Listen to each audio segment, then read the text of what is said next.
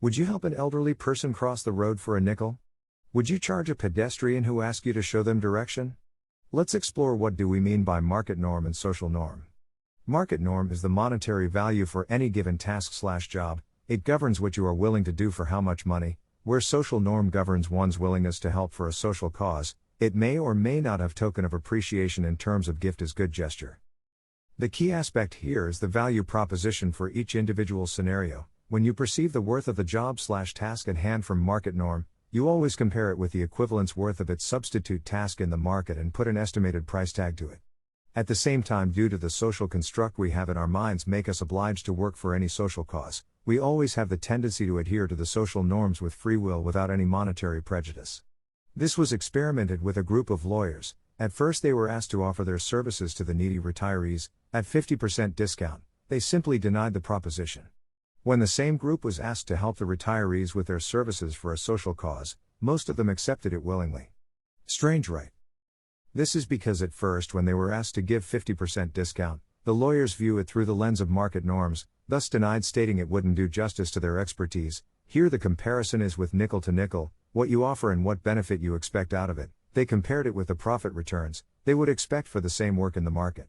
In the second scenario, when they were asked to help the same retirees, but his time for a social cause, they agreed unanimously as now they felt the obligation to help the needy, a sense of returning the favor to the society at large.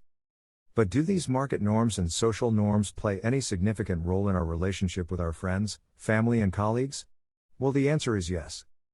If a friend asks for $50 you would hesitate a bit before lending, but the same friend if asks for a treat you won't mind spending even $100 for the same.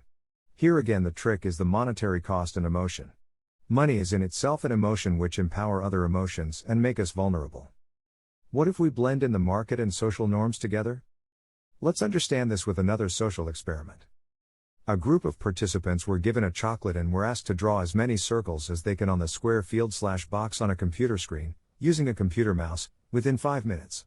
The second group were given the same task without any gift or monetary benefit, and the third group was given same 5 rupees chocolate, but this it was mentioned that it was worth 5 rupees. You expect the first and third group to complete the task with same enthusiasm, right? Well, that wasn't the case. The first group drew 168 circles on average and the second group drew 162 circles at an average, which is a very slight difference when compared to the third group which drew only 136 circles on an average. Confusing, right? The third group didn't perform as well as the second and third group, because they saw the worth of the task as 5 rupees, though it was mentioned the chocolate was worth 5 rupees. They compared the nickel for nickel, thus did the task half-heartedly, while the first group was more than delighted to get a chocolate for such a small favor. But the strange thing is that the second group also did pretty well. That's because they viewed the whole experiment as an social outcome and thus were happy to be a part of it. These social experiments shows that we humans have a really interesting emotion for money, and thus whenever the things are portrayed or perceived from the lens of market norms, we are very much excited to do tasks which results in gain of wealth and much reluctant to do the tasks which lessen our wealth. This perception changes completely when we are shown the social effect of our actions.